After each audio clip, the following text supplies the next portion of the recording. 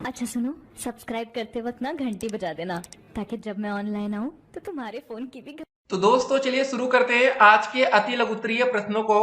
तो देखिए ये सारे क्वेश्चन जो पिछले सालों में पूछे गए हैं 2022 में देखिए सारे प्रश्न आए हैं ये अति लघुत्तरीय प्रश्न में। तो देखिए इससे आपको एक प्रैक्टिस हो जाएगी कि 2021 में कैसे क्वेश्चन आए थे 2022 में।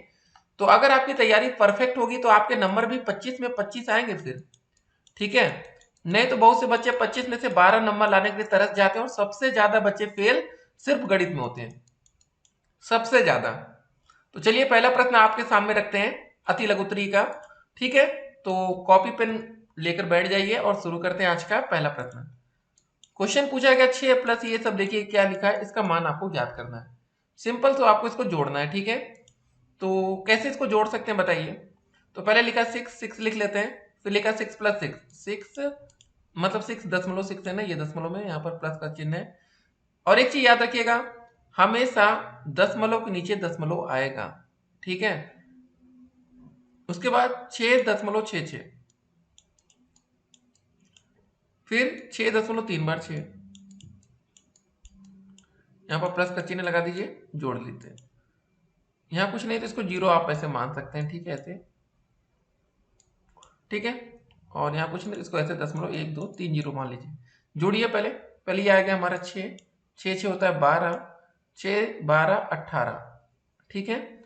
और एक हासिल था यहाँ 19 हो गया, यहाँ दशमलव लगा देंगे, 6 12 18 24, एक हासिल था 25 हो जाएगा, 25.926, ठीक है। ये आसान था, देखिए क्वेश्चन था। बहुत से बच्चे यहाँ गलती कर जाते हैं, बस आपको यहाँ पर ध्यान क्या रखना था, दशमलव के नीचे दशमलव आएगा हर बार। देखिए दशमलव के नीचे दशमलव, ये क्वेश्चन हो गया हमारा।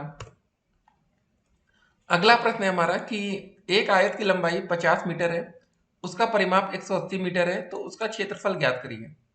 अब देखिए आयत का क्षेत्रफल निकालने के लिए हमें इसका जो फार्मूला होता है आयत का क्षेत्रफल का, क्या होता है पता है आपको, होता है लंबाई गुणे चौड़ाई। अब दोस्तों हमें यहाँ पर लंबाई दी गई, चौड़ाई नहीं पता, तो उसके लिए जो ये आयत के परिमाप का फार्मूला क्या होता है, आयत का जो परिमाप का फार्मूला होता है, दो ब्रैकेट में लंबाई प्लस का चौड़ाई, ठीक है। परिमाप कितना दिया गया है, 180 दिया गया है, बराबर दो ब्रैकेट में लंबाई जगह 50 रख दीजिए, चौड़ाई नहीं पता इसको हम बी मान लेते हैं, बी पर बॉय, ठीक है। तो ये भाग करेंगे कितनी बार, 2 9 18, ये 90 हो गया, और ये 50 इधर आएगा, 90 - 50 हो जाएगा, बराबर बी। या दोस्तों हमारा बी का मान आ जाएगा 40 मीटर। ये दोस्तों हमारी चौड़ाई आ गई। अब हमें क्षेत्रफल निकालना था, तो क्षेत्रफल का फार्मूला हमें पता है, लंबाई गुणे चौड़ाई। लंबाई कितनी है 50, चौड़ाई कितनी है 40, ठीक है। गुणा कर लीजिए, 5 चौके 20, 2 जीरो और आ जाएगा, तो ये हो गया 2000 और मीटर स्क्वायर, ठीक है। तो यहाँ सबसे इंपॉर्टेंट बात आपको बता दें, जो बहुत बच्चे गलती करते हैं, आप तो यहाँ पर लिख दें, कुछ बच्चे पता क्या करेंगे, 2000 तो आ गया, ऐसे लिखेंगे 2000 आंसर। टीचर आपका एक नंबर का आधा ही नंबर देगा, आप कहेंगे हमारा तो सही आंसर है, नहीं, आपको 2000 फिर ये मीटर स्क्वायर जो इसकी यूनिट है इसको भी लिखना पड़ेगा। ये बहुत बच्चे गलती करते हैं, आप लोग ये गलती नहीं करेंगे, ठीक है, ध्यान रखना है। तो अगला क्वेश्चन आता है कि कोटि पूरक कोण को उदाहरण से समझाना है। ऐसे में दो कोण जिनका योग, याद रखिए जिनका योग 90 अंश या एक समकोण के बराबर होता है, तो इनमें से प्रत्येक कोण एक दूसरे के कोटि पूरक कोण कहलाते हैं। जैसे 30 अंश और 60 अंश कोण कोटि पूरक कोण होंगे, ठीक है। याद रखना है, दो कोण जिनका योग अगर 90 अंश है वो क्या कहलाते हैं, या समकोण है, उसको बोलते हैं कोटि पूरक कोण। ये ध्यान रखना, इसको परिभाषा कॉपी में लिखकर याद करेंगे, 2022 में क्वेश्चन आया था। अगला प्रश्न है कि 4 अंकों की सबसे बड़ी संख्या और 3 अंकों की सबसे छोटी संख्या का योगफल ज्ञात करना है। 4 अंकों की सबसे बड़ी संख्या, पहले 4 अंकों की सबसे बड़ी, देखिए बड़ी की बात आ जाए तो भैया हमको 9 याद है, 9999, 4 अंक है। 3 अंकों की सबसे छोटी संख्या, 3 अंकों की छोटी संख्या क्या हो जाएगी, 100 हो जाएगी ना। सबसे बड़ी 3 अंकों की संख्या हो जाएगी 999, ठीक है, ये हो गया। तो चलिए इसको जोड़ लेते हैं, इसमें 100 जोड़ देते हैं, ये हो गया 9 9 9 1 10, 9 1 10, ये 10099। यहाँ पर दोस्तों कोई यूनिट नहीं, जैसे यहाँ पर था ना कि मीटर स्क्वायर वाली जो बात हम कर रहे थे, यहाँ पर सिर्फ ये ऐसे लिख देंगे, ठीक है। चलिए अगले प्रश्न में हम लोग आगे बढ़ते हैं। 1000 लीटर की एक पानी की टंकी में रिसाव से प्रत्येक घंटे 10% पानी की कमी हो जाती है। 1 घंटे बाद पानी की टंकी में पानी की मात्रा आपको बताना है। ठीक है, 1 घंटे बाद कितना पानी इसमें बचा है आपको ये बताना है। 1000 लीटर की टंकी है, 10% की कमी हो रही है प्रत्येक घंटे, तो इसमें 10% निकालेंगे। 1000 लीटर का 10% निकालिए पहले। ठीक है, 10/100 हो जाएगा, परसेंटेज था ना ऐसे। ये 2 जीरो से ये 2 जीरो कट गया, 10 गुणे 10 करेंगे कितना आएगा, 100 आएगा, 100 लीटर। तो मतलब ये पता चला कि हमारा 1 घंटे में 100 लीटर पानी क्या हो जा रहा है, कम हो जा रहा है। तो 1 घंटे के बाद पानी की मात्रा कितनी बची ये आपको बताना है। तो टोटल दोस्तों हमारी 1000 लीटर थी, 1 घंटे में 100 लीटर हमारा पानी कम हो गया, 100 घटा लेंगे तो कितना बचेगा, 900 लीटर। ठीक है, ये हमारा आंसर हो जाएगा। तो ऐसे आसान से प्रश्न जब पेपर में आए तो फिर मस्ती से आपको करना है, कोई क्वेश्चन में गलती आपसे नहीं होनी चाहिए।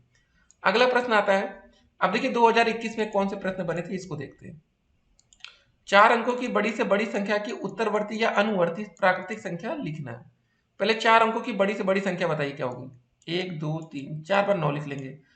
उत्तरवर्ती या अनुवर्ती निकालने के लिए इसमें +1 जोड़ देते हैं, बस हो गया। 9 1 10 हो गया, इस समय वही 0 0 बढ़ेगा, ये वहां बना जाएगा। ठीक है, हो गया, आसान सा क्वेश्चन था। अगला क्वेश्चन, रोमन संख्या एल किस प्राकृतिक संख्या को प्रदर्शित करता है। एल किसको प्रदर्शित करता है, 50 को। ठीक है, ये हो गया, आंसर 50 आ गया। अगला प्रश्न आता है, 1 2 5 से बनने वाली 3 अंकों की सभी संख्याएं लिखिए जबकि अंकों की पुनरावृत्ति नहीं होनी चाहिए। किससे किससे, 1 2 और 5 से। पहले देखिए दोस्तों 1 2 5 को पहले ऐसे लिख लीजिए, 125 यही लिख सकते हैं। ठीक है, अब उसके बाद 1 2 5 हो गया, फिर 1 5 2 कर सकते हैं ना, 152। उसके बाद दोस्तों 2 से शुरुआत करेंगे, 2 5 1, और उसके बाद दोस्तों क्या आ जाएगा, 2 1 5। अब 5 से करेंगे तो पहले क्या आ जाएगा, 5 1 2 और फिर 5 2 1। ठीक है, ये संख्या लिखी जा सकती है, बस आसान सा क्वेश्चन था। चलिए अगले क्वेश्चन में बढ़ते हैं। यदि किसी दिए हुए आयत की लंबाई 10 सेंटीमीटर, चौड़ाई 5 सेंटीमीटर हो, इस आयत की लंबाई आधी कर दी जाए तथा चौड़ाई 2 गुनी कर दी जाए, तो आयत के परिमाप पर क्या प्रभाव पड़ेगा, गणना द्वारा आपको स्पष्ट करना है। आयत की लंबाई को हम आधा करेंगे, चौड़ाई को 2 गुना करेंगे। ठीक है, अब दोस्तों देखिए पहले हम जो आयत की लंबाई और चौड़ाई दी गई है, इससे हम इसका पहले परिमाप निकाल लेते हैं, तभी तो जानेंगे उसके परिमाप पर बाद में क्या असर पड़ेगा। तो आयत का परिमाप का फार्मूला 2 लंबाई प्लस का चौड़ाई, अभी हमने आपको बताया था। 2 हो जाएगा, लंबाई यहाँ पर 10 है, चौड़ाई कितनी है, 5 है। 2 10 प्लस 5, 10 5 15, 15 गुणे 2 हो जाएगा 30। 30 आएगा सेंटीमीटर में, यहाँ पर स्क्वायर नहीं रहेगा, ये देखिए याद रखना है। ठीक है, इतना आ गया परिमाप। अब दोस्तों जो हमारी दूसरी कंडीशन दी जा रही है, सेकंड शर्त, आयत की लंबाई को आधी कर दिया जाए। आयत की लंबाई पहले 10 थी, 10 को हम क्या करेंगे, आधा 5 कर देंगे। चौड़ाई पहले दोस्तों हमारी 5 थी, तो चौड़ाई को 2 गुना करेंगे, तो 2 गुणे 5, ये हो जाएगी दोस्तों 10। ठीक है, तो अब फिर से हम परिमाप निकाल लेंगे, तो क्या हो जाएगा बताइए। परिमाप का फार्मूला 2 लंबाई प्लस का चौड़ाई। इस बार दोस्तों हमारी लंबाई कितनी हो जाएगी, 2, यहाँ 5 हो जाएगी, चौड़ाई हमारी 10 हो जाएगी। 10 5 15, फिर से ये 30 आ जाएगा, 30 सेंटीमीटर। तो आयत के परिमाप पर दोस्तों जो इसका आंसर होगा कि भैया बताना था क्या प्रभाव पड़ेगा, तो आपको बताना था आयत के परिमाप पर कोई भी प्रभाव नहीं पड़ेगा। ठीक है, हो गया। चलिए अगले क्वेश्चन में बढ़ते हैं। 2021 में देखिए ये भी प्रश्न पूछा गया था, 100 का 3/4 प्लस 920 का 30% सरल करना है। ठीक है, 100 का क्या बोला गया, 3/4, मतलब 100 का की जगह क्या करते, गुणा करते, 100 गुणे 3/4। ठीक है, और आगे दोस्तों लिखा 920 का 30%, 920 का 30, 920 गुणे 30, परसेंट का चिन्ह हटेगा तो बटे भागा 100 आ जाएगा। 2 जीरो से एक दिए, 2 जीरो कट गया, 4 से भाग करिए, 4 एकम 4, 4 दूनी 8, 4 पंजे 20, 25 तिहाई 75, प्लस दोस्तों 92 गुणे 3, 3 दूनी 6, 3 नवा 27। ठीक है, इतना हो गया। अब दोनों को जरा जोड़ लेते हैं, 6 5 11, 7 7 14, 1 15, 2 1 3, 351 आ गया। तो यही करना था हमें। तो ऐसे आसान से क्वेश्चन भी कभी कभी आपको पेपर में देखिए देखने को मिलेगा, तो आप तैयार रहेंगे हर एक क्वेश्चन को करने के लिए। ठीक है, तो चलिए अब अगले प्रश्न में बढ़ते हैं। 100 का 3/4 कैसे निकाले थे, 100 गुणे 3/4 कर लिए ना खाली, 3 25 आ गया, 25 दिया 75, तो ये वाला आंसर हो गया था। अगला क्वेश्चन क्या था हमारा, यदि किसी वर्ग की एक भुजा 6 सेंटीमीटर है तो उसका क्षेत्रफल, वर्ग का क्षेत्रफल का फार्मूला होता है भुजा का स्क्वायर। भुजा दी गई 6 सेंटीमीटर, 6 का स्क्वायर कर देंगे तो आ जाएगा 36 सेंटीमीटर स्क्वायर। ध्यान रखना है। अगला प्रश्न, x प्लस 5 का होल स्क्वायर का मान आपको ज्ञात करना है। इसमें फार्मूला कौन सा यूज होगा बताइए, a प्लस बी का होल स्क्वायर का फार्मूला आपको पता होना चाहिए। क्या होता है, A square plus B square plus का 2ab। बताइए यहाँ पर ए स्क्वायर की जगह हो जाएगा x का स्क्वायर प्लस 5 का स्क्वायर हो जाएगा प्लस का 2ab, 2 इंटू एक्स इंटू 5, ये हो जाएगा एक्स स्क्वायर प्लस का 25 प्लस का 205 दूनी 10x, ये हो जाएगा ना, यही आंसर हो जाएगा। या आप इसको ऐसे लिख सकते हैं बढ़िया सा, एक्स स्क्वायर प्लस का 10x प्लस का 25, वही चीज़ है, 10x को बीच में रख दिए बस, यहाँ से आंसर कर दीजिए। चलिए अब अगले क्वेश्चन की तरफ हम लोग आगे बढ़ते हैं। संख्याओं 13, 39, 273 का मासा ज्ञात करना है। ठीक है, महत्तम समापवर्तक ज्ञात करना है तो भाग विधि से भी एक तरीका है। सबसे पहले क्या करते हैं, देखिए भाग करते हैं, 39 में भाग के लिए 13 से, 13 थे 39, ठीक है 13 से कट गया। अब 13 से 273 में भाग करेंगे, कट गया तो ये मासा ये 13 हो जाएगा। कितनी बार जाएगा, 13 दूनी 26, 1 और 3, 13 कम 13, कट गया ना। तो दोस्तों जो इसका मासा निकल कर आएगा वो क्या है बताइए, मासा हमारा आ गया 13, ये आंसर हो गया। अगले क्वेश्चन की तरफ हम लोग आगे बढ़ते हैं। राकेश ने 65% अंक वार्षिक परीक्षा में प्राप्त किया, यदि पूर्णांक 500 रहा तो राकेश को कितने अंक मिले, आपको ये बताना। बहुत ही अच्छा प्रश्न है। अब दोस्तों 500 का हम क्या निकालेंगे, 65%। बहुत बार आप लोग को परसेंटेज पता है कि भैया आपने 90% स्कोर किया, लेकिन नंबर नहीं पता, तो ये सीख जाइएंगे। 500 गुणे 65/100 कर देंगे, 2 जीरो से 2 जीरो कट गया, 5 से गुणा करिए 50 25, 5 6 30, 2 32, तो राकेश ने भैया 325 नंबर स्कोर किया होगा। अगले प्रश्न में आगे बढ़ते हैं हम लोग कि समीकरण ये 200 दिया गया, इसको हल करना है। यहाँ लिखा 3x माइनस 5, यहाँ पर x प्लस 3, तो ये 3x, x को इधर लाएंगे तो माइनस में हो जाएगा x बराबर 3, माइनस 5 इधर जब आएगा दाएं पक्ष में तो प्लस का हो जाएगा। 3x में से एक x घटेगा तो कितना बचेगा, 2x बराबर 5 3 8, x बराबर आ जाएगा 8/2, 2 चौके 8, ठीक है, ऐसे भाग कर लेंगे तो हमारा फाइनल आंसर कितना आ गया, 4 आ गया। अगला क्वेश्चन आता है हमारा, सभ्यता के विकास के समय संख्याएं क्या कहलाती थी, आपको ये बताना है। तो सभ्यता के विकास के में मतलब गिनती की संख्याएं प्राकृतिक संख्याएं कहलाती थी। ठीक है, याद रखना है, फिर से बोल दे रहे, लिख लीजिएगा, सभ्यता के विकास में गिनती की संख्याएं प्राकृतिक संख्याएं कहलाती थी। अगला क्वेश्चन आता है कि संख्या किसे कहते हैं। अब वीडियो को ध्यान से सुनना है। जिन शब्दों से वस्तुओं की गिनती का बोध होता है उसे हम संख्या कहते हैं। संख्या से क्या आशय है, संख्याओं को जिन संकेतों के द्वारा व्यक्त किया जाता है उसे हम क्या बोलते हैं, संख्यांक कहते हैं। संख्या 23477 में दोनों 7 के स्थानीय मान आपको ज्ञात करना है। 3477, पहले 7 के स्थानीय मान निकालेंगे तो 7 आ जाएगा, दूसरे 7 के स्थानीय मान निकालेंगे तो पहले 7 लिखिए, बाद में जितनी संख्या बचे उतने जीरो लगा दिए, 70। तो एक का स्थानीय मान 7 आया, दूसरे का आया 70 आया। ठीक है, अगला क्वेश्चन है गुणा का, आपको इसको हल कर लेना है। तो बहुत कठिन प्रश्न नहीं है, गुणा करना है, कर लीजिए। 62 गुणे 74, 4 दूनी 8, 4 छंग 24, फिर 7 दूनी 14 का 4, 7 छंग 42, 1 43, 8 हो गया, 4 4 8 हो गया, 3 2 5 4, 4 5 8 8। अगला क्वेश्चन देखिए, 72 को 12 से भाग करिए, कर लेते हैं भाग, 12 छंग 72। ठीक है, अगला क्वेश्चन देखिए, 1/2, 1/3 एवं 3/4 में सबसे बड़ी भिन्न आपको बतानी है। तो ऐसे भाग करिए, 2 से ऐसे भाग करेंगे, 1/2 है ना, तो इसमें 2 से भाग करिए, कितनी बार जाएगा, 10 लगाएंगे, यहाँ 0 आ जाएगा, 5 बार जाएगा ना, 2 पंजे 10, 0.5 हो जाएगा। इसमें भाग करेंगे तो 0.33 आएगा। ठीक है, इसमें भाग करेंगे तो देखिए 3 है, 4 से भाग करेंगे तो कितनी बार जाएगा, दशमलव लगाएंगे 0, 4 सत्ते 28, 2 0 4 पंजे 20, तो 0.75 आएगा। तो बड़ी भिन्न 3/4 हो जाएगी।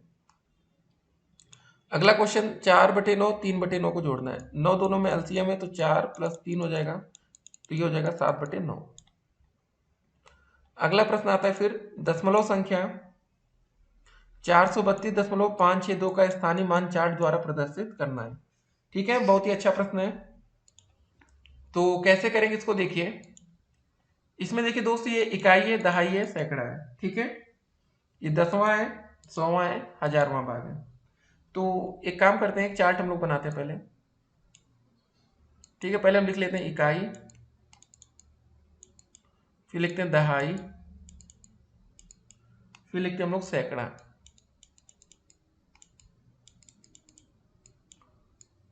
ठीक है, इधर दोस्त हो जाएगा हमारा 10वां, फिर होगा हमारा 100वां, फिर हमारा होगा 1000वां। ठीक है, ये हो गया। तो चलिए इसको सॉल्व कर लेते हैं। एक ऐसा हमने चार्ट बना लिया। तो देखिए यहाँ पर क्या होगा, इकाई की जगह दोस्तों क्या आ जाएगा, 2 आ जाएगा। ये दहाई दोस्तों 3 है, सैकड़ा 4 है। दशमलव के इधर है ना बात, ये दशमलव ना होता तब तो एक अलग ही मैटर था। फिर दोस्त यहाँ पर आप देखिए, यहाँ से इंपॉर्टेंट बात है, यहाँ पर 10वां भाग दोस्तों 5 होगा, 100वां भाग 6 होगा और 1000वां भाग 2 हो जाएगा। ठीक है, अब देखिए अगर हम संख्या 4 का मान निकालेंगे, जैसे संख्या 4 का मान होगा हमारा, इसको क्या लिखते हैं, 4 सैकड़ा, मतलब ये इसको लिखेंगे 400। दहाई का दोस्तों जो मान हो गया, संख्या 3 का मान अगर हमें निकालना है, 3 का मान निकालना है तो क्या हो जाएगा, दहाई 3 गुणे 10 तो हो जाएगा 30। उसके बाद दोस्तों इकाई का मान निकालना है, संख्या 2 का मान निकालना है तो कितना हो जाएगा, 2 हो जाएगा। ठीक है, तो ये सब तरीका आपको पता होना चाहिए। उसके बाद दोस्तों दशमलव बिंदु के बाद के अंकों का जो मान होगा, ये इधर साइड 562 वाला, संख्या 5 का 10वां भाग, 6 का 100वां भाग और संख्या 2 का 1000वां भाग, बस ऐसे लिख लेंगे। ठीक है, मतलब ऐसे 5/10 कर लेंगे तो 10वां आ जाएगा, तो फिर वही 0.5 आएगा, फिर 6 बटे हमारा 100 हो जाएगा, फिर वही हो जाएगा 2/1000। ठीक है, ये तरीका। चलिए अगले प्रश्न की तरफ बढ़ते हैं। अगला क्वेश्चन है हमारा कि गुणनखंड किसे कहते हैं, ये आपको बताना है। अब देखिए जैसे कि जब 8 में 5 का गुणा करते हैं तो गुणनफल 40 प्राप्त होता है। यहाँ 8 और 5 40 का गुणनखंड है। ठीक है, जैसे 8 गुणे 5 करते हैं तो कितना आता है, 40 आता है। तो 8 और ये 5 जो होगा, ये 40 का गुणनखंड है। अगला क्वेश्चन है कि अपवर्तक किसे कहते हैं, कुछ संख्याओं के अपवर्तक बताइए। अपवर्तक में ध्यान देने योग्य बातें भी आपको बतानी है। जब कोई संख्या जिन जिन संख्याओं से पूरी तरह से विभाजित होती है, वे संख्या उस संख्या की अपवर्तक कहलाती है। एक बात जरा ध्यान रखना है, जैसे दोस्तों संख्या 2 है, इसका जो अपवर्तक होगा 1 और 2 इससे विभाजित हो रहा है। 6 का अपवर्तक किससे हो, 6 में किससे भाग, 1 से सब में जाता है, 2 से भी चला जाएगा, 3 से भी और 6 से भी। उसके बाद दोस्तों अगर हम 15 का अपवर्तक निकालेंगे, 1 से 15 भाग जाएगा ना, 3 × 5 = 15, 5 × 3 = 15 और फिर 15। बस इतना जानते रहेंगे अपवर्तक के बारे में, एग्जाम्पल आपने देख लिया। ध्यान देने वाली बातें, प्रत्येक संख्या का अपवर्तक है, प्रत्येक संख्या स्वयं की अपवर्तक होती है। ठीक है, जैसे 15 का अपवर्तक स्वयं 15 होता है ना, और प्रत्येक संख्या का अपवर्तक 1 भी होता है, याद रखिएगा। किसी संख्या का प्रत्येक अपवर्तक उस संख्या का एक पूर्ण विभाजक होता है। किसी दी हुई संख्या के अपवर्तकों की संख्या परिमित या सीमित होती है, याद रखना है। किसी संख्या का प्रत्येक अपवर्तक उस संख्या से छोटा या उसके बराबर होता है। 15 का जैसे अपवर्तक इससे छोटा या इसके बराबर मैक्सिमम 15 होगा, इससे बड़ा नहीं होगा। अगला क्वेश्चन आता है संपूर्ण संख्या किसे कहते हैं, वह संख्या जिसके सभी अपवर्तकों का योगफल उस संख्या का 2 गुना हो, एक संपूर्ण संख्या कहलाती है। फिर अगला क्वेश्चन, स्तंभ 1 की संख्याओं का स्तंभ 2 के अपवर्तकों से मिलान करना है। ठीक है, बहुत ही अच्छा प्रश्न है, आपको बताना है। अब 15 का अपवर्तक क्या होगा बताइए। 15 में देखिए सिंपल सी बात है, इसमें हाईएस्ट कितना आ जाएगा, 15 जाएगा, ये एक से मिला दीजिए। अब 24 की बात होगी तो लास्ट में क्या आना चाहिए, 24 आना चाहिए। ठीक है, ये देखिए लास्ट में इसमें अंगा में 24 आ रहा है। 21 में लास्ट में क्या आएगा, 21 आएगा। मतलब ज्यादा दिमाग तो लगाने। 32 में दोस्तों जो अपवर्तक की बात हो रही है ना, इसलिए लास्ट में 32 आएगा। ठीक है, 36 की बात करें तो दोस्तों लास्ट में इसमें 36 आएगा, ये मिला दी। ठीक है, हो गया। तो दोस्तों देखिए अगला क्वेश्चन क्या था हमारा कि अपवर्तक किसे कहते हैं। देखिए जब हम 12 को 2, 3, 4, 6 और 12 में विभाजित करते हैं, मतलब 12 को देखिए 1 गुणे 12 करते हैं, या 2 गुणे 6 मतलब 12, 3 गुणे 4 12, 4 तिहाई 12, 6 दूनी 12, और 12 एकम 12। तो यहाँ उपरोक्त सभी 12 के क्या है, अपवर्तक हैं। ठीक है, इसको हम ऐसे डिफाइन करेंगे। अपवर्त या गुणज किसे कहते हैं, जैसे लिखिए 3 गुणे 6 मतलब 3 छक 18। यहाँ 3 व 6 अपवर्तक तथा 18 अपवर्त हैं। समापवर्तक किसे कहते हैं, हम जानते हैं कि गुणनखंड को अपवर्तक कहते हैं। इस प्रकार संख्या 48, 64, 72 के अपवर्तक क्या होंगे। 48 के जो अपवर्तक होंगे 1, 2, 3, 4, 6, 8, 12, 16, 24, 48। 64 के दोस्तों 1, 2, 4, 8, 16, 32, 64 और 72 के 1, 2, 3, 4, 6, 8, 9, 12, 18, 24, 36, 72। अब समापवर्तक में दोस्त ये कॉमन होना चाहिए, जिसके यहाँ 2, 2, 2 है, यहाँ पर 204 नहीं, 4, 4, 4 हो गया। ठीक है, उसके बाद देखिए 8 यहाँ भी, 8 यहाँ 8। तो यहाँ तीनों संख्याओं में 2, 4, 8 समान अपवर्तक है, अर्थात समान अपवर्तक को ही हम समापवर्तक कहते हैं। एक भी लिया जा सकता है। समापवर्तक किसे कहते हैं, हम जानते हैं कि समान अपवर्तकों को समापवर्तक कहते हैं। संख्या देखिए दोस्तों क्या है, अपवर्तक क्या है। 3 को दोस्तों 3, 6, 9, 12, 15, 18। 6 को 6 दूनी 12, 3, 18, 24, 30 ऐसे बढ़ता जाएगा, 9, 18, 27। उपरोक्त दोस्तों 18 समान होने से अपवर्त है। यहाँ क्या मैच हो रहा है, 18 यहाँ भी आया, 18 यहाँ भी, 18 यहाँ भी। अब देखिए निम्नांकित संख्याओं के प्रथम 5 गुणज आपको लिखना है। देखिए 3 का 5 बार गुणा करिए। 3 को 200 कैसे लिखेंगे, मतलब 3 गुणे 1 करेंगे, फिर 3 गुणे 2, 3 गुणे 3, 3 गुणे 4, 3 गुणे 5। ठीक है भाई, हुआ 3 एकम 3, 3 दूनी 6, 9, 12, 15 यहाँ पर। ठीक है, जैसे यहाँ 3 आ जाएगा, 3 दूनी 6 आ जाएगा, 3 त्रिका 9, 3 चौके 12, 3 पचे 15। देखिए 3, 6, 9, 15, 3, 6, 9, 12, 15 ना, 3, 6, 9, 12, 15। 4 के गुणज भाई 4, 8, 12, 16, 20, 5 के 5, 10, 15, 20, 25, 9 के 9, 18, 27, 36 और 45।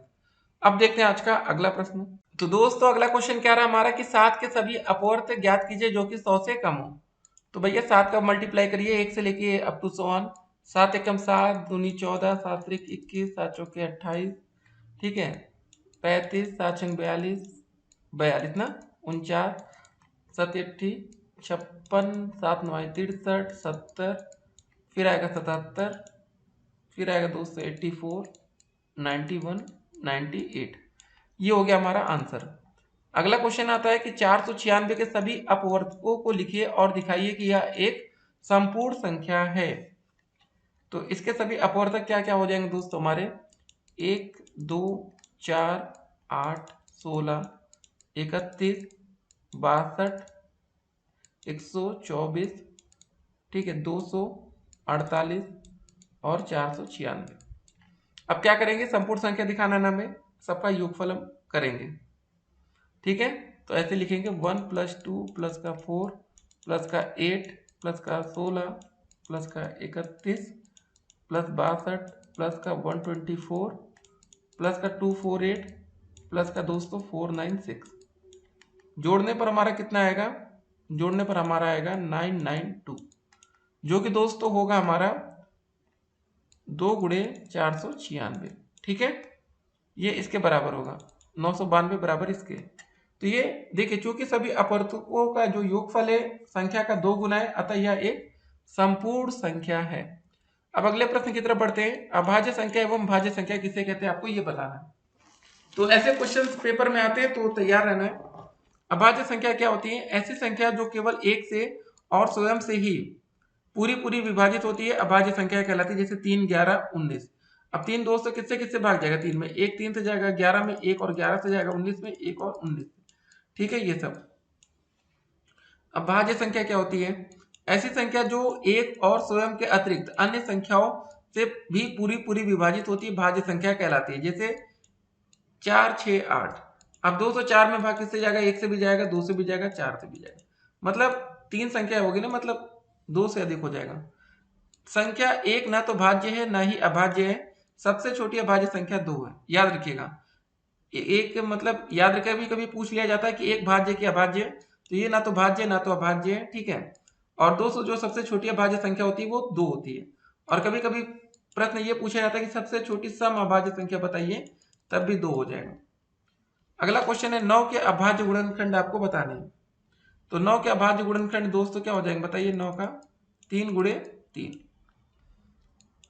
यदि किसी संख्या के अभाज्य गुणनखंड 2, 2 और 3 है तो संख्या आपको बतानी है। तो सिंपल सी बात है, जो लिखा है 2 गुणे 2 गुणे 3 कर लीजिए। 2 दूनी 4 तिहाई 12 हो गया।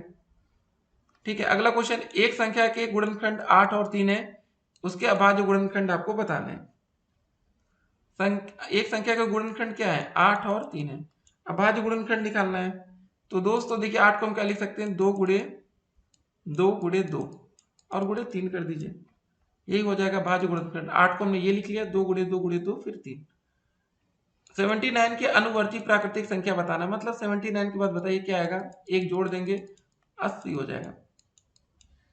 ठीक है, 100 की पूर्ववर्ती, पूर्ववर्ती मतलब एक पहले की, 100 में से क्या करेंगे? एक घटा देंगे, क्या आ जाएगा आंसर? 99। 1005 की अनुवर्ती प्राकृतिक संख्या, मतलब 1005 में दोस्तों एक जोड़ देंगे, कितना हो जाएगा? 1006। इसकी दोस्तों पूर्ववर्ती संख्या 999 फिर 99, पूर्ववर्ती में एक घटा देते तो क्या हो जाएगा हमारा? 99998। ठीक है, तो चलिए अगला प्रश्न देखते हैं। सबसे बड़ी प्राकृतिक संख्या आपको बतानी है। सबसे बड़ी प्राकृतिक संख्या का कोई मतलब संख्या का कोई भी नहीं है, क्योंकि उसकी अनुवर्ती संख्या उससे भी बड़ी होती है। जी हाँ दोस्तों, याद रखना, सबसे बड़ी प्राकृतिक संख्या मतलब कुछ नहीं होने वाला है। अब जो भी संख्या होगी फिर उसके बाद उसकी अनुवर्ती संख्या निकालेंगे तो उससे बड़ी हो जाएगी, मतलब उसमें एक जोड़ देंगे तो वो संख्या उससे बड़ी हो जाएगी। अभाज्य संख्या क्या होती है? वे संख्या जिनके केवल दो भिन्न अपवर्तक एक तथा स्वयं वह संख्या होते हैं, अभाज्य संख्या कहलाती है। भाज्य संख्या वे संख्या जिनके दो से अधिक भिन्न अपवर्तक हैं, भाज्य संख्या कहलाती है। संख्या एक कैसी संख्या है ये आपको बतानी है। ठीक है, तो प्राकृतिक संख्या एक ना तो भाज्य और ना ही अभाज्य है। सबसे छोटी अभाज्य संख्या कौन सी है? सबसे छोटी अभाज्य संख्या 2 है। सह अभाज्य संख्या किसे कहते हैं? दो संख्याएं सह अभाज्य संख्या कहलाती है यदि उनमें एक के अतिरिक्त कोई अन्य उभयनिष्ठ अपवर्तक या गुणनखंड ना हो। अगला प्रश्न, अभाज्य गुणनखंड किसे कहते हैं? यदि किसी संख्या के सभी गुणनखंड अभाज्य संख्या हो तो वे अभाज्य गुणनखंड कहलाते हैं। महत्तम समापवर्तक किसे कहते हैं? महत्तम समापवर्तक दी गई संख्याओं का सबसे बड़ा सार्वविभाज्यक है। समापवर्तक क्या होता है? संख्याओं के समान अपवर्त्यों को उनका समापवर्तक कहते हैं। लघुत्तम समापवर्तक किसे कहते हैं?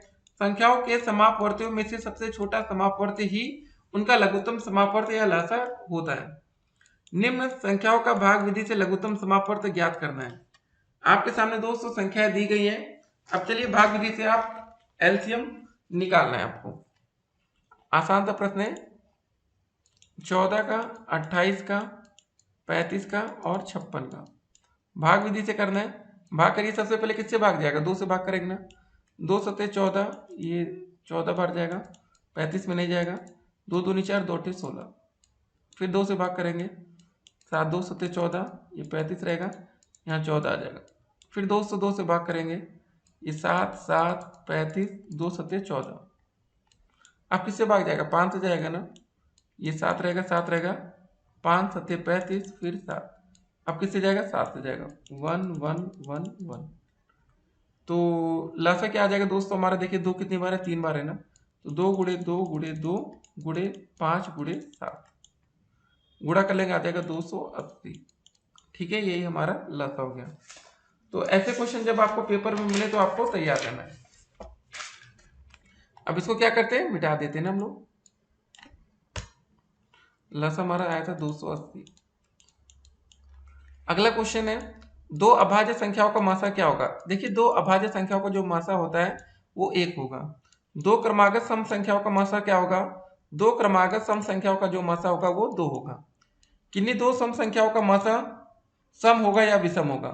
सम संख्याओं का मासा क्या होगा बताइए? सम या विषम? सम होगा। एक सम और एक विषम संख्या का मासा सम होगा या विषम? ये विषम होगा। 5 8 और 12 के समापवर्तक आपको बताने। क्या बताने? समापवर्तक। अब देखिए 5 का पहले बताइए, ठीक है, 8 और 12 का पहले निकालते हैं। 8 2 से किससे किससे जाएगा? 1 से जाएगा, 2 से भाग, 4 से, 8 से। 12 में 2 से किससे किससे जाएगा? 1 से, 2 से, 3 से, 4 से, 6 से और 12 से। अब इसके जो समापवर्तक आएगा, समापवर्तक। अभी हम 8 और 12 के दोस्तों निकाले, 5 को हटा रहे हैं। ठीक है, क्या क्या दोस्तों कॉमन हो रहा है, देखिए एक, देखिए कॉमन क्या हो रहा है, एक दोनों में, दो भी दोनों में है, और उसके बाद चार भी, तो एक दो चार, ठीक है, यही आंसर होगा। अगला क्वेश्चन आता है, यहाँ पांच को हटाना था, ठीक है, ये क्वेश्चन से बाहर था। अब अगर पांच को भी दोस्त यहाँ पर रखते हैं, पांच का भी रखते हैं, तो पांच में किससे ज्यादा भाग, एक से, और पांच से ज्यादा खाली, तो फिर तीनों में से कॉमन एक ही आता, ठीक है, इसलिए पांच को हमने हटा दिया था, क्वेश्चन में नहीं था। तो अभाज्य गुणनखंड द्वारा निम्नांकित संख्याओं का मौसा ज्ञात करना, ठीक है, महत्तम समापवर्तक अभाज्य गुणनखंड विधि थे। 144 का दोस्तों क्या होगा, फैक्टर क्या क्या होगा बताइए, दो गुणे दो गुणे दो गुणे दो गुणे तीन गुणे तीन, ये दोस्तों कैसे आया हमारा, ये दो गुणे दो जो भी, और 198 का वो भी अभी हम आपको पूरा प्रोसेस बताएंगे, दो गुणे तीन गुणे 11। अब दोस्तों हम इसका जब मुआवजा निकालते हैं ना, तो दोनों में कॉमन देखते हैं, यहाँ पर दो कॉमन है, यहाँ पर एक दो, एक कॉमन ले लेंगे, ऊपर तीन है, नीचे भी तीन हो जाएगा, तो ये हो जाएगा तीन, दो बार है ना, तो यहाँ पर दो बार, ठीक है, तो तीन त्रिका नौ, नौ दूनी 18, ये दोस्तों हमारा मासा आ जाए।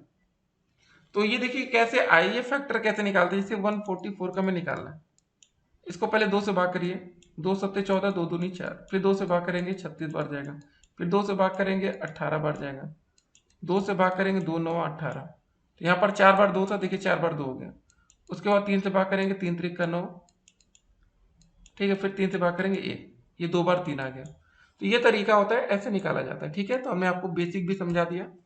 तो अब बारी आती है 225 की और 450 की। तो 225 का फैक्टर क्या क्या होगा हमारा, तीन गुणे पाँच, ऐसे ही दोस्तों निकालेंगे जैसे इधर निकला है।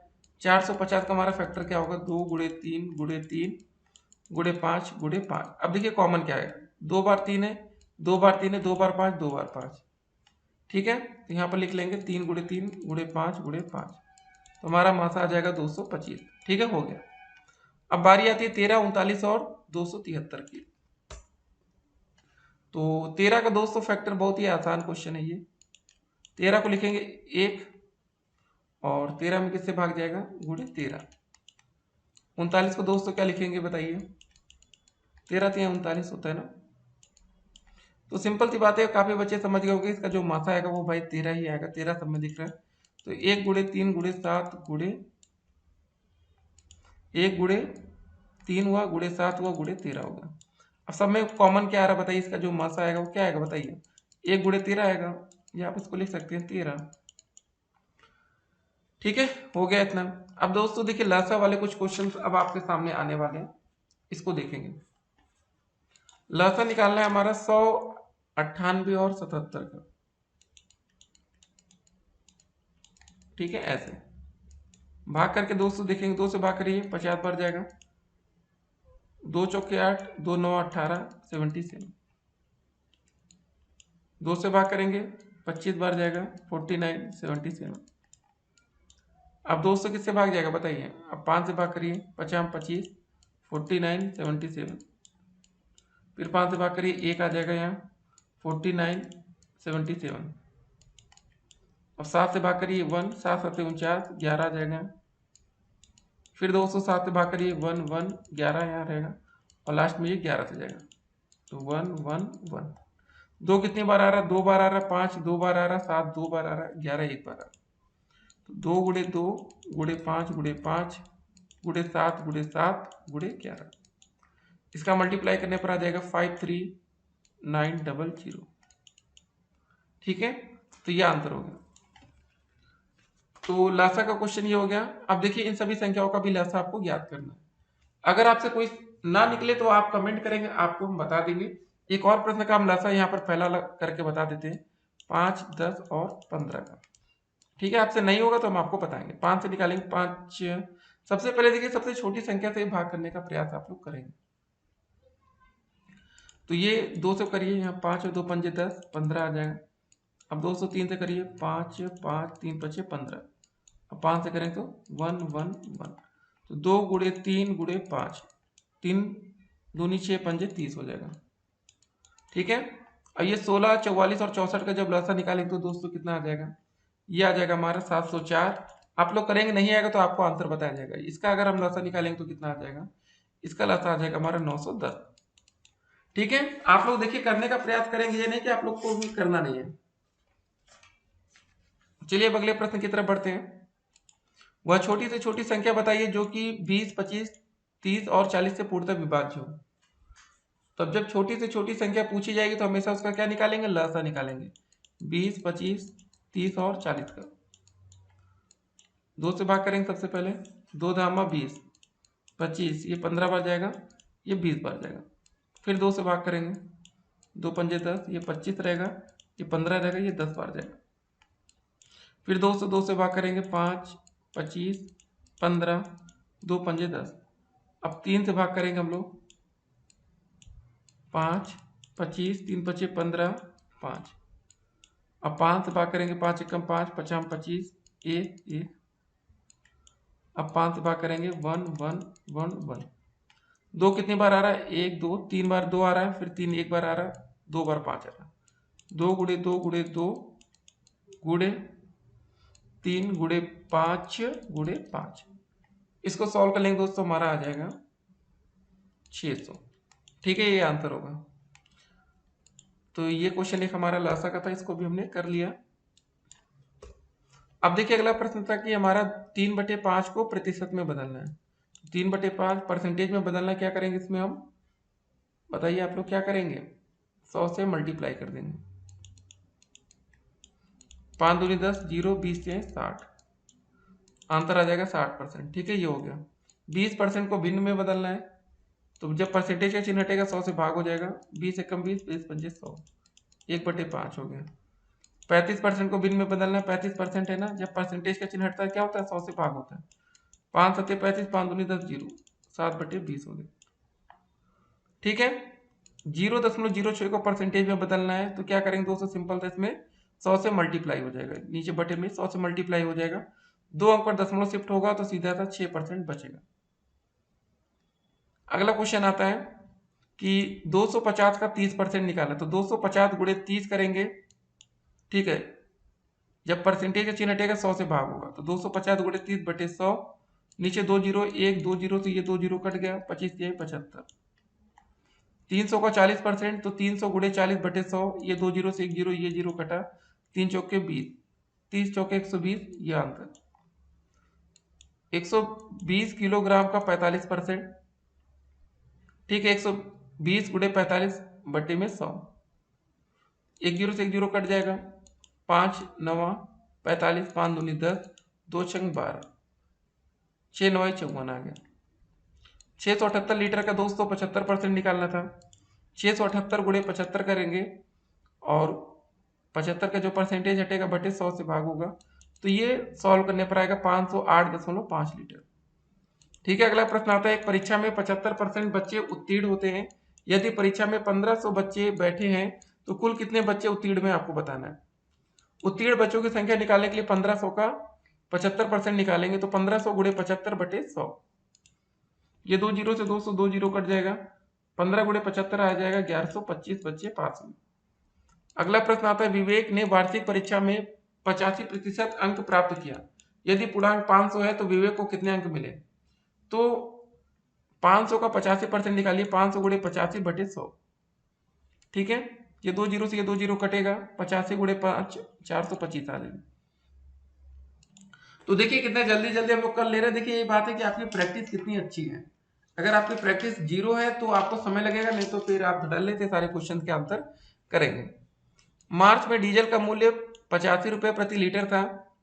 अब मई में उसका मूल्य बढ़कर दोस्तों हो गया हमारा 93.50 प्रति लीटर। डीजल के मूल्य में कितने परसेंट की मतलब वृद्धि हुई आपको बताना। तो 200 बढ़कर दाम हो गया हमारा 93.50। पहले कितना था 50, इसको घटा लेंगे तो 8.5 प्रति लीटर दाम भैया बढ़ गया। तो परसेंटेज प्रतिशत में मतलब वृद्धि जो हमें निकालना है, तो देखिए बढ़ा हुआ मूल्य कितना है, ऊपर लिख लेंगे 8.50। पहले का मूल्य दोस्तों कितना था, पहले कितना था बताइए 85, गुणे दोस्तों हो जाएगा 100, ये दशमलव हटेगा, 2 जीरो नीचे आ जाएगा, 2 जीरो से ये 2 जीरो कट गया, तो ये दोस्तों भाग करेंगे तो हो जाएगा ये 10 बार जाएगा, तो बढ़ोतरी आई 10% की। 85 से 1 कम 85, 85 दहामन 850, सिंपल सी बात। 750 का 4%, 750 गुणे 4 बटे में 100 हो जाएगा। एक जीरो से जीरो कट गया, ठीक है। अब मल्टीप्लाई कर लीजिए जरा, 4 पंजे 20, 4 सत्ते 28, 2 30 बटे 10 भाग करेंगे आ जाएगा 30 रुपए, ठीक है। इतना हो गया। किसी राशि का एक निश्चित प्रतिशत कैसे निकालेंगे? देखो, किसी दी हुई राशि का निश्चित प्रतिशत गुणा करके 100 से भाग देते हैं। जैसे मतलब x का a% हमें निकालना, तो ये हो जाएगा दोस्तों x इंटू में a अपान में दोस्तों 100 हो जाएगा। 10.97 तथा 12.12 को जोड़ना है। 10.97 12.12 जोड़ दीजिए। 7 2 9, 9 1 10 का 0, 2 1 3 हो जाएगा, 1 1 2, 23.09। अगला क्वेश्चन आता है 3x² minus 4xy plus 12xy minus का 6xz में सजातीय पद कौन से हैं? तो देखिए, इसको सॉल्व भी कर लिया जाए क्या? सॉल्व करिए। इसमें देखिए 4xy से 12xy जब ये घटेगा तो बचेगा कितना? माइनस प्लस का 8xy बचेगा ना। एक सेकंड दोस्तों,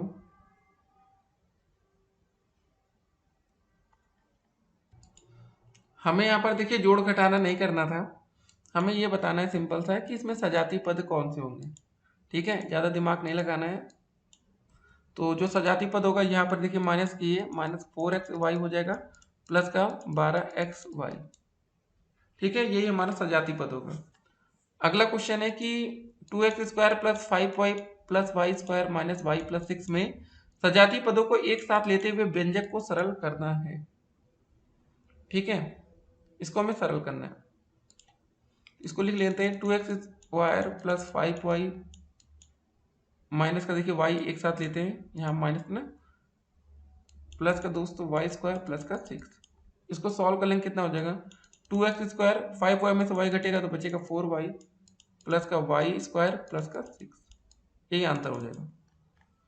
अगला क्वेश्चन कह रहा, निम्नांकित व्यंजकों में पदों की संख्या है। 5y में दोस्तों कितने पद हैं? इसमें हमारे एक पद है। 12x माइनस 7y में कितने पद हैं? इसमें दोस्तों हमारे दो पद हैं। अगला क्वेश्चन है व्यंजकों x माइनस वाई और x प्लस वाई को जोड़ना है। x माइनस वाई है, x प्लस वाई को क्या कर देंगे? जोड़ देंगे।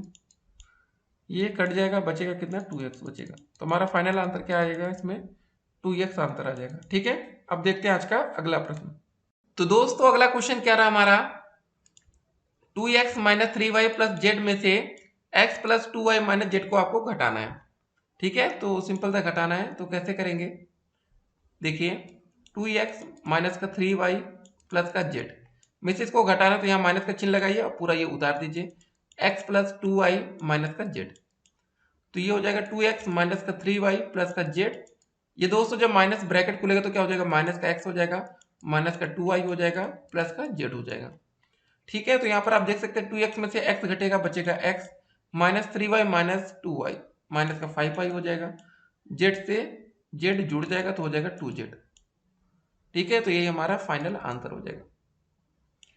अगला क्वेश्चन क्या रहा, इसको हमें सरल करना है, ठीक है।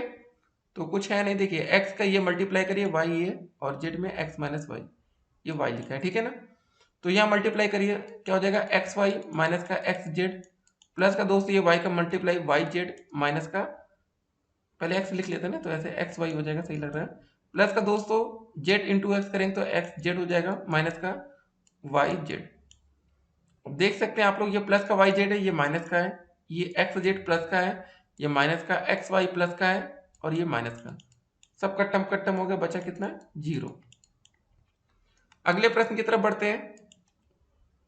संख्या 4 के सभी अपवर्त लिखिए जो 35 से कम हो। तो बताइए, देखिए कभी भी अपवर्त निकालना है तो दोस्तों प्राकृतिक संख्या से मल्टीप्लाई करिए। प्राकृतिक संख्या क्या होती है? 1 2 3 4 5 ऐसे धीरे धीरे, ठीक है। पहले 4 को गुणा 1 में करेंगे, 4 1 4, फिर 4 को गुणा 2 में, 4 दूनी 8, 4 3 12, 4 चौके 16, 4 पंजे 20, 4 छंग 24, फिर 28, फिर 32। 35 से कम होना चाहिए, ठीक है। 32 तक हम लिख लेंगे, यही हो गया हमारा। चलिए अगला क्वेश्चन देखते हैं। 96 किन किन संख्याओं का अपवर्त है, ये आपको बताना है। तो देखिए दोस्तों, जो 96 के अपवर्त होंगे कौन कौन सी संख्या होने वाली है। 2 है, 3 है, 4 है, 6 है, 8 है, 12 है, 16 है, ठीक है, 24 है, 32 है, 48 है और फिर 96 है। तो एक तरह से दोस्तों 96 का हम फैक्टर भी निकाल सकते हैं, तो भी हमारा क्लियर हो जाए। मतलब देखिए सिंपल सा समझ लीजिए, 96 में कौन कौन सी संख्या से भाग जा रहा है। 2 से चला जाएगा ना, 3 से भी कट जाएगा 96, 4 से भी कटेगा, 6 से, 8 से, 12 से, ये इन सभी संख्याओं से। 36 के अपवर्तक ज्ञात कीजिए। देखिए अपवर्तक और अपवर्त में अंतर होता है। अपवर्तक 36 का निकाला तो मतलब 36 किन किन संख्याओं से कटेगा ये बताना है आपको। तो सबसे पहले सबसे छोटी संख्या 1 से कट जाएगा, 2 से कट जाएगा, 3 से कट जाएगा, 4 से कटेगा, 6 से कटेगा, 9 से, 12 से, 18 से और खुद 36 से। अब यहाँ पर दोस्तों देखिए अपवर्त में 1 नहीं लेते यहाँ, ठीक है ना, इसको ध्यान रखना है। यहाँ 2 से शुरू हुआ था, ये 1 से हुआ था, ये अपवर्तक है, ठीक है। अब देखिए अगला आता है हमारा 45, 60, 75 के समापवर्तक ज्ञात कीजिए। अब देखिए समापवर्तक की बात आ गई, तो 45 का क्या क्या हो जाएगा बताइए। चलिए रेड पेन से करते हैं। किससे किससे कटेगा 45? 1 से, 3 से, 5 से, 9 से, 15 से और खुद 45 से। अब 60 का निकाल लेते हैं। फिर वही 1 से, 2 से 60 में भाग जाएगा, 3 से जाएगा, 4 से, 5 से, 6 से, 10 से, 12 से ना, 15 से, फिर 30 से और 60 से। एक सेकंड दोस्त, ये 20 से भी कटेगा ना, 20 भी लिख लीजिए, 20 या 60। अब 75 की बारी आती है। 1 से, 3 से, 5 से, 15 से, 25 से, 75 और 75 से।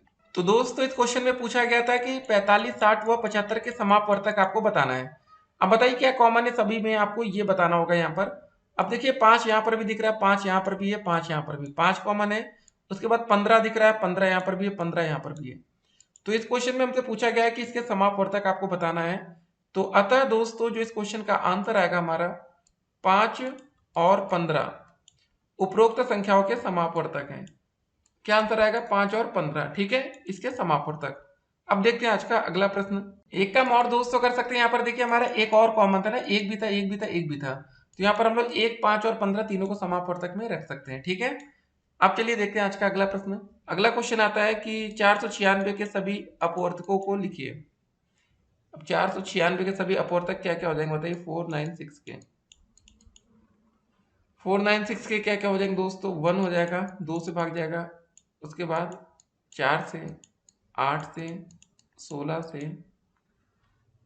ठीक है, 31 से, 31 दूनी 62 से भी कटेगा ये, फिर 124, 248, 496। तो ये सब हो गया।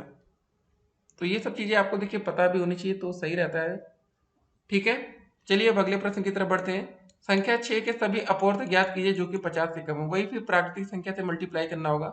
6 कम 6, 12, 6 त्रिक 18, 6 चौके 24, 6 पंजे 30, 36, 6 सत्ते 42, 6 अठे 48, ठीक है, हो गया। निम्नलिखित संख्याओं के प्रथम 4 अपवर्त लिखिए। 7 के 4 अपवर्त कौन कौन से होंगे। 7 का देखिए 7 एकम 7, 7 दूनी 14, 7 चौके 7 त्रिक 21, 7 चौके 28, ये हो गया 7 का। अब 14 का निकालना है तो वही 14 एकम 14, 14 दूनी 28, 14 तिया 42, 14 चौके 56, ठीक है। फिर 19 की बारी आती है तो 19 का निकाल लीजिए। 19 एकम 19, 19 दूनी 38, 19 तिहाई 57, 19 चौके 76, ठीक है, ये 19 का आ गया। अब 37 का दोस्तों निकालेंगे। 37 का मल्टीप्लाई 4 बार करना है। 37 एकम 37, 37 दूनी 74, 74 ना, 37 त्रिक का 111, 37 चौके 148, ठीक है, ये हो गया। सारे क्वेश्चन हो गए। अगला प्रश्न आता है निम्नलिखित संख्याओं के प्रथम 5 गुणज आपको लिखने हैं। अब 4 का प्रथम 5 गुणक क्या हो जाएगा बताइए। पहले 4 का मल्टीप्लाई 1 से, वही 4 का फिर 2 से, 4 का 3 से, 4 का 4 से और 4 का 5 से मल्टीप्लाई करना है। तो 4 हो जाएगा, 8, 4 तेग 12, 4 चौके 16, 4 पंजे 20।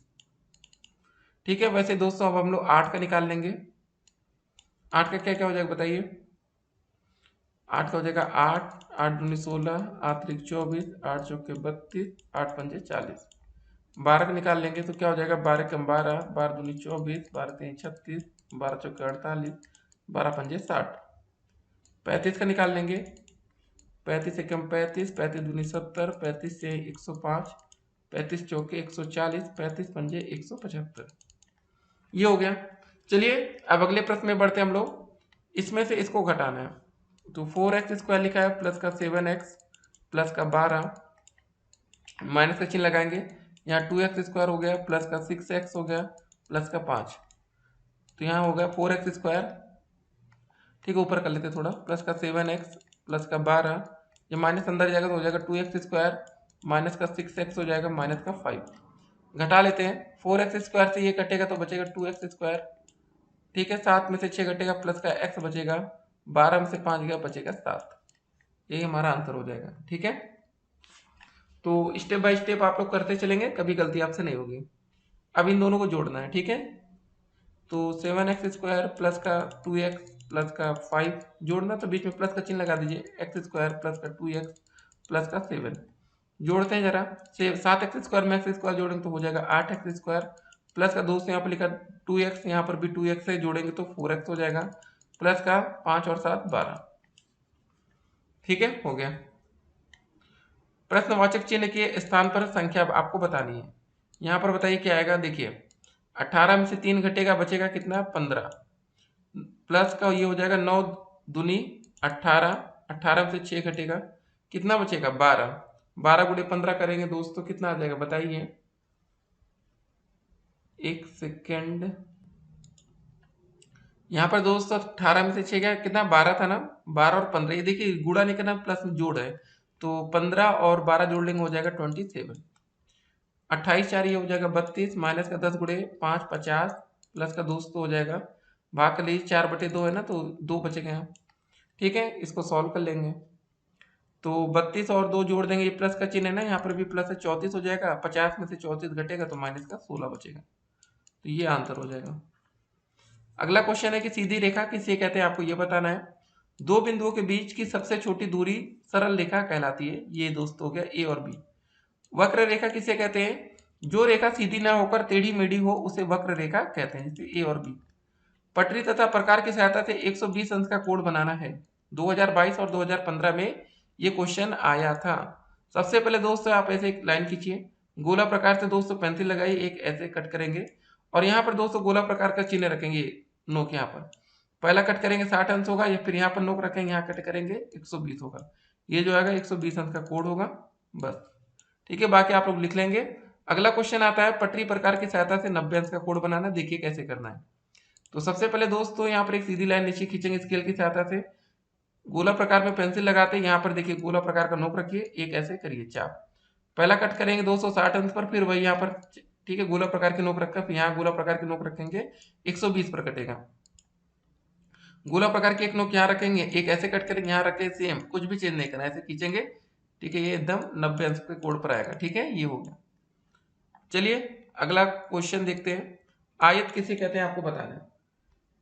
उस समकोण चतुर्भुज को जिसकी आमने सामने की भुजा की का माप एक समान होता है तथा उसके चारों कोण समकोण अर्थात 90 अंश के होते हैं, उस आकृति को हम आयत कहते हैं। वर्ग क्या है बताइए। किसी चतुर्भुज की चारों भुजाओं का माप एक समान होता है तथा चारों कोण 90 अंश के होते हैं, वह चतुर्भुज वर्ग कहलाता है। संगामी रेखाएं का अर्थ आपको बताना है। एक ही तल में स्थित वे रेखाएं जो एक ही बिंदु पर प्रतिच्छेद हो संगामी रेखाएं कहलाती हैं, या 3 से अधिक रेखाओं को संगामी रेखा कहते हैं। यदि एक ऐसा बिंदु जो उन सभी रेखाओं पर हो, उनके इस सर्वनिष्ठ बिंदु को संगामी बिंदु कहते हैं। ठीक है, ये सब हो गया। विषमबाहु त्रिभुज से आप क्या समझते हैं, देखिए जिस त्रिभुज की तीनों भुजाओं की लंबाई अलग अलग होती है उसे विषमबाहु त्रिभुज हम कहते हैं। अगला प्रश्न आता है कि समद्विबाहु त्रिभुज से आप क्या समझते हैं। जिस त्रिभुज की दो भुजाएं की लंबाई बराबर हो उसे समद्विबाहु त्रिभुज कहते हैं। दो भुजाएं की लंबाई बराबर होती है, ठीक है, दो भुजा। समबाहु त्रिभुज से आप क्या समझते हैं, जिस त्रिभुज की तीनों भुजाएं बराबर होती हैं उसे समबाहु त्रिभुज कहते हैं। इसे समत्रिबाहु त्रिभुज भी कहते हैं। त्रिज्यखंड का क्या अर्थ होता है? वृत्त की दो त्रिज्याओं तथा एक चाप से बनी बंद आकृति त्रिज्यखंड या सेक्टर कहलाती है। छेदक रेखा का क्या अर्थ है? वह रेखा जिसके केवल दो भिन्न बिंदु वृत्त पर स्थित हो छेदक रेखा कहलाती है। केंद्र रेखा का क्या अर्थ है? वह रेखा जो दो या दो से अधिक वृत्तों के केंद्रों से होकर जाए केंद्र रेखा कहलाती है। उभयनिष्ठ जीवा का क्या अर्थ होता है? जब दो वृत्त एक दूसरे को दो बिंदुओं पर प्रतिच्छेदित करते हैं तो उन बिंदुओं से होकर जाने वाले रेखाखंड को उन वृत्तों का उभयनिष्ठ जीवा कहते हैं। वृत्त की किन्हीं दो बिंदुओं को मिलाने वाली रेखाखंड को क्या कहते हैं? जीवा कहते हैं। ठीक है, अब अगला प्रश्न अब आपके सामने आ गया। 48 + 8 गुणे ये -5 का आपको मान निकालना है। ठीक है, तो कैसे होगा देखिए, सबसे पहले आप इसका मल्टीप्लाई करिए। इसमें 8 पंजे 40, 8 सत्ते 56, 56 4 60, 2 अंक पर दशमलव हो जाएगा, माइनस का 5 है, 48 प्लस में। ठीक है, तो ये हो गया 48 प्लस का 6 माइनस का 5, तो ये हो जाएगा 6 में से 5 गया, 1 बचा, 48 प्लस 1 49। ठीक है, आंसर हो गया। अगला क्वेश्चन ये दिया गया है, ये लिखा माइनस का 2x², ये माइनस अंदर जाएगा तो ये माइनस माइनस प्लस हो जाएगा, ये हो जाएगा x² माइनस का 4x, ये माइनस अंदर गया, प्लस माइनस हो गया ना, तो -2x² में से x² घटेगा तो बचेगा माइनस का x² माइनस का 4x, ये आंसर हो जाएगा। 150 रुपए का 12% आपको बताना है, तो सिंपल से 150 गुणे 12/100 कर देंगे। एक जीरो से जीरो कटा, 12 गुणे 15 कितना हो गया बताइए? तो ये हो जाएगा हमारा दोस्तों 180, तो 180/10 कर देंगे, एक जीरो से जीरो कट गया, बचा हमारा 18। ठीक है, 18 रुपए, तो ये हमारा आंसर हो जाएगा। अगला क्वेश्चन है कि समतल में स्थित एक बिंदु से होकर कितनी रेखाएं खींची जा सकती हैं? इसका आंसर होगा अनेक रेखाएं। अब अगला क्वेश्चन आता है 9 एवं 15 के समापवर्तक आपको लिखना है। देखिए, हर एक क्वेश्चन को करने का प्रयास आपको करते रहना है, तो बहुत ही आसान प्रश्न है। 9 का समापवर्तक देखिए, 9 किससे किससे भाग जाएगा? 1 से कट जाएगा, 3 से कटेगा, ठीक है, और खुद 9 से। 15 दोस्तों, एक तो जाएगा, 3 × 5 = 15, 5 × 15 और 15। ठीक है, तो एक बात और बताते हैं कि उपयुक्त संख्याओं के समापवर्तक या सार्व अपवर्तक 1 एवं 3 है, अतः 9 एवं 15 के समापवर्तक, अगर इसमें जो पूछा गया समापवर्तक पूछा गया, ये पहले दोस्तों हमने निकाला था अपवर्तक, अब देखिए समापवर्तक। समापवर्तक का मतलब दोस्तों जो दोनों में कॉमन हो, तो क्या कॉमन हो रहा है? 1 और 3, तो इसका जो फाइनल आंसर आएगा 1 और 3 आ जाएगा। ठीक है, अब अगले क्वेश्चन की तरफ बढ़ते हैं हम लोग। -8 गुणे +75 गुणे 0, देखिए सभी में मल्टीप्लाई का चिन्ह लगा, यहाँ पर गुणा गुणा, अब कितनी भी बड़ा संख्या को अगर गुणा जीरो से करेंगे तो आंसर 0 ही आ जाएगा। ठीक है, अगले क्वेश्चन में बढ़ते हैं। ये देखिए लिखा है x + y + का z लिखा है, अब ये माइनस अंदर जाएगा तो माइनस का x हो जाएगा, माइनस माइनस प्लस का y हो जाएगा, माइनस का z हो जाएगा, z से z कटा, x से x कटा, y जुड़ जाएगा, हो जाएगा 2y। ठीक है, आसान सा क्वेश्चन था। 240 लीटर का 10% कितना होगा? सिंपल सी बात है, 240 लिखा है, गुणे 10 करिए, भागे 100। ठीक है, 1 0 2 0, ये कट गया, बचा कितना? 24 लीटर। कभी कभी बच्चे सिर्फ 24 लिख देंगे तो भी एग्जामिनर आपका 10 मतलब आधा नंबर काट सकता है। अगला प्रश्न देखते हैं। एक बगीचे की लंबाई 115 मीटर तथा चौड़ाई 45 मीटर है, तो बगीचे को चारों ओर घेरने के लिए कितने मीटर तार की आवश्यकता पड़ेगी? इसके लिए दोस्तों हमें इसका परिमाप निकालना पड़ेगा। लंबाई पता है, चौड़ाई पता है, तो इसका जो परिमाप का फार्मूला हो जाएगा 2 ब्रैकेट में लंबाई प्लस का चौड़ाई। ठीक है, तो 2 हो जाएगा, लंबाई कितना दिया गया? 115, चौड़ाई है 45, 115 और 45 जोड़ लेंगे, हो जाएगा हमारा 160। 2 गुणे 160 मल्टीप्लाई करेंगे, 16 दूनी 32, तो हो जाएगा 320 मीटर। ठीक है, ये हो गया। अगला क्वेश्चन देखिए, ये दिया गया 13 माइनस 8 दूनी 16 कर दीजिए, प्लस का 3, 13 और 3 जोड़ेंगे 16, 16 में से 16 क्या बचेगा? 0। ठीक है, अगला प्रश्न देखिए, 8 के प्रथम 5 अपवर्तक आपको लिखना है। ठीक है, अपवर्त है दोस्तों, अपवर्तक नहीं, ठीक है, सॉरी। तो अपवर्त मतलब वही प्राकृतिक संख्या से मल्टीप्लाई करना है, मतलब 1 से करना है, 2 से, 3 से, 4 से और 5 से। 8 का मल्टीप्लाई 1 से करेंगे 8 हो जाएगा, 8 दूनी 16, 8 त्रिक 24, 8 चौके 32, 8 पंचे 40, यही आंसर हो गया। ये दोस्तों क्वेश्चन दिया गया, इसको हमें क्या करना है, सरल कर देना है। ठीक है, तो 3ABC यहाँ लिखा -5ABC, ये प्लस का ये माइनस का, 5 में से 3 घटेगा, कितना बचेगा, माइनस का 2ABC। ये दोस्तों यहाँ पर देखिए माइनस का 2AB², यहाँ पर प्लस का 3AB², 3 में से 2 घटेगा, बचेगा 1, तो प्लस का बचेगा ना, तो यहाँ बचेगा AB²। ठीक है, या आप इसको ऐसे लिख सकते हैं, AB² पहले लिख लेते हैं, माइनस का 2ABC। ठीक है, तो देखिए यही होता है कि आपकी प्रैक्टिस कितनी इंपॉर्टेंट बात ये होती है। ठीक है, काफी बच्चे गलती करते हैं ऐसे आसान प्रश्नों पर। अगला क्वेश्चन देखते हैं, तल पर स्थित किन्हीं दो बिंदुओं से होकर जाने वाली कितनी रेखाएं खींची जा सकती हैं। अब दो बिंदुओं से होकर जाने वाली रेखाएं दोस्तों कितनी होगी, एक होगी ना, सिंपल सा आंसर हो जाएगा एक। अगला क्वेश्चन आता है, किसी वृत्त के व्यास और त्रिज्या में संबंध लिखिए। बहुत ही आसान है, व्यास बराबर दोस्तों हमारा होता है, क्या होता है, 2 गुणे त्रिज्या। ठीक है, अगला क्वेश्चन आता है, 15 के अभाज्य गुणनखंड आपको लिखना है। क्या हो जाएगा दोस्तों, 15 के अभाज्य गुणनखंड 1, ठीक है, गुणे 3 गुणे 5 हो गया, 5 या 15 ही है। x माइनस वाई में क्या जोड़े कि योगफल इतना हो जाए, तो सिंपल था, इसमें इसको घटा देंगे, हमें इसका आंसर मिल जाएगा। या इसको एक और तरीके से कर सकते हैं, मान लेते हैं x माइनस वाई में हम यम जोड़ देते हैं, तो हमें ये मिलता है 2x प्लस का y। ठीक है, तो फिर वही बात होगी, m बराबर दोस्तों हो जाएगा 2x प्लस का y, ये पूरा इधर जाएगा तो माइनस में हो जाएगा, माइनस का x माइनस वाई, ब्रैकेट से पूरा लेके गए, नहीं तो अगर एक एक ले जाएंगे तो माइनस एक्स प्लस वाई वही चीज है, तो ये हो जाएगा 2x प्लस वाई, या अंदर ब्रैकेट को लेकर माइनस का x प्लस का y। तो सॉल्व कर लेंगे, 2x में से x घटेगा, बचेगा x, y जुड़ जाएगा, बचेगा 2y, तो आंसर x प्लस 2y आ जाएगा। फिर अगला प्रश्न क्या रहा, यदि किसी चतुर्भुज की चारों भुजाएं बराबर हो तथा प्रत्येक कोण 90 अंश का हो, तो ऐसे चतुर्भुज को क्या कहते हैं। यदि किसी चतुर्भुज की चारों भुजाएं बराबर है तथा प्रत्येक कोण 90 अंश का है, तो वह चतुर्भुज वर्ग कहलाता है। क्या कहलाता है, वर्ग। इसको ध्यान रखेंगे। ठीक है, तो ऐसे छोटी छोटी गलतियां आप लोग करते हैं, तो उम्मीद करते हैं कि सब गलतियां खत्म होंगी आप लोगों से। अब चलिए अगले प्रश्न की तरफ बढ़ते हैं। दो संख्याओं का मासा दिया गया है, उनका गुणनफल दिया गया है, उनका लसा ज्ञात करना है। देखिए हमने आपको फार्मूला बता रखा है, लसा गुणे मसा बराबर पहली संख्या गुणे दूसरी संख्या या उनका गुणनफल। 6 4 0 0 दिया गया है, मसा 16 है दोस्त, यहाँ पर 16 लिख दीजिए। लसा नहीं पता है तो इसको हमने ए मान लेते हैं, बराबर 6 4 0 0। यहाँ से ए का मान निकाल लेंगे तो हो जाएगा 6 4 0 0 अपान में 16, 16 चौके 64, यहाँ 4 0 0 आ गया। ठीक है, तो जो हमें इसका लसा निकालना था, तो लसा इसका कितना आ गया, लसा बराबर लिख लेंगे 400। ठीक है, ये आंसर। अगला क्वेश्चन आता है, 3 अंकों की सबसे बड़ी संख्या की उत्तरवर्ती संख्या बताइए। सबसे बड़ी संख्या 3 अंकों की 999, पूर्ववर्ती पूछता तो एक घटाते, उत्तरवर्ती जोड़ा पूछा गया तो एक जोड़ देंगे, तो ये हो जाएगा 1000।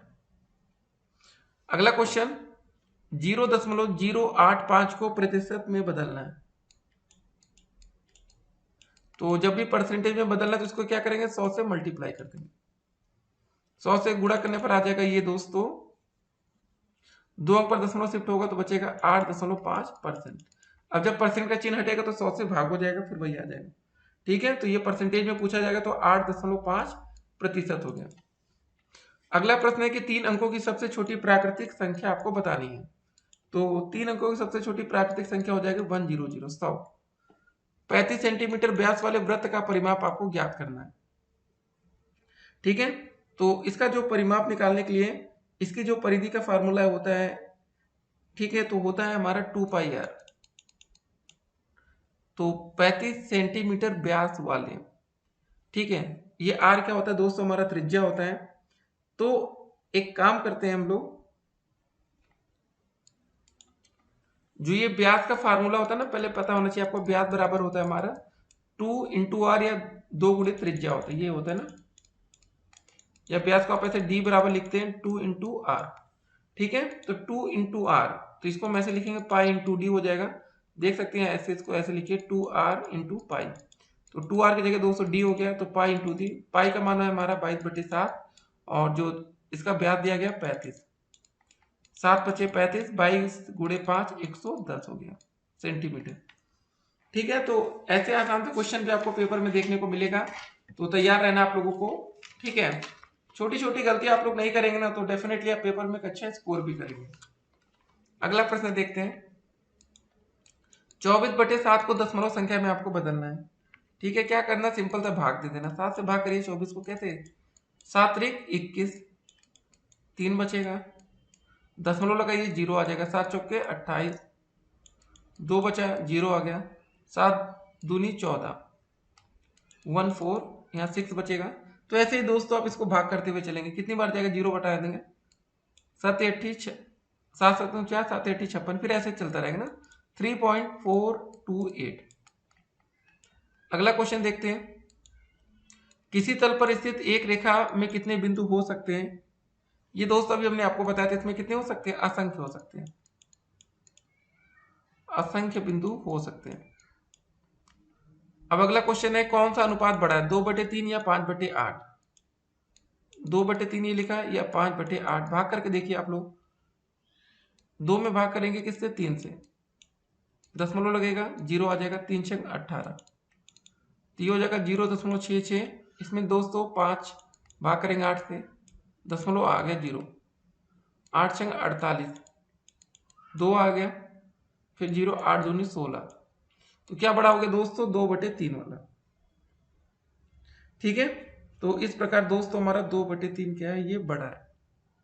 ये इसमें एक तरीका और था करने का, देखिए वो भी आपको बता देते हैं कि आपको भाग नहीं देना है तो क्या कर सकते हैं। 2/3 लिखा है, 5/8 लिखा है, हमें पता करना बड़ा कौन सा है। तो इसमें हम 3 और 8 का क्या निकाल देंगे, एलसीएम ले लेंगे। ठीक है, तो एलसीएम कितना आ जाएगा, 24 आ जाएगा, इधर भी 24 इधर भी 24, 3 × 8 = 24, 8 दूनी 16 हो जाएगा, 8 × 24, 5 × 15 हो जाएगा।